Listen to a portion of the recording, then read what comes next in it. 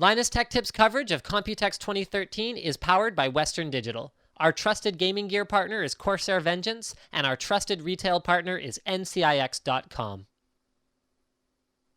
Here in the Patriot suite, we have some old friends and some new friends. Let's start with the new ones. This is the Fuel Plus line. So these are rechargeable battery banks. So you've got this guy right here is actually kind of unique. Can I get someone to toss me an iPhone 5? Because what this has is it has a lightning bolt connector that we can go ahead and we can plug right into an iPhone 5 so that you don't have to really worry about, there we go, let's go ahead and turn that on. It's charging instantly. So you don't really have to worry about sort of any cables or anything that you have to carry around with it.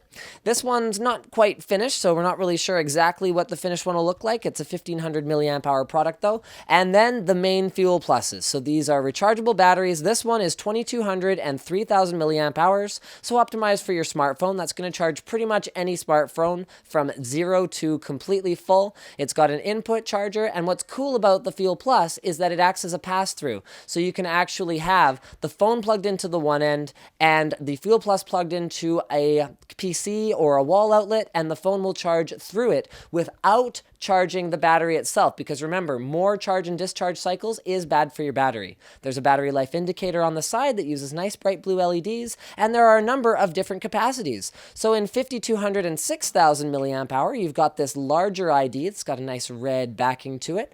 This one's got, okay, your input port. We were expecting that. And on the other side, whoa, we weren't expecting that. That's a 1 amp USB output and a 2.5 amp USB output. I'm going to repeat that. That's a 2.5 amp USB output. So you're going to be able to charge up your devices faster on the Fuel Plus than you will on any other portable battery pack on the market today, at least that I'm aware of. That's my little asterisk, because who knows what exists in sort of like Uzbekistan or something like that.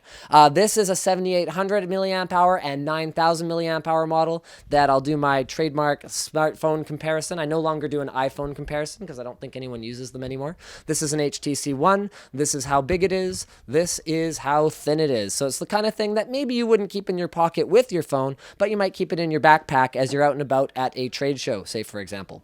Over here, we've got the Patriot Aero, which you've probably seen our content on. Just as a reminder, battery-powered external hard drive, wireless. You can get it in 500 or 1 terabyte capacities. It works with iOS, Android, Kindle Fire. It lasts for about 5 hours. It can stream to 5 devices simultaneously, and you can see they've got it working on what actually confused me. I was like, is that a laptop? No, it's an iPad. So there you go. They're showing off the iOS version right here.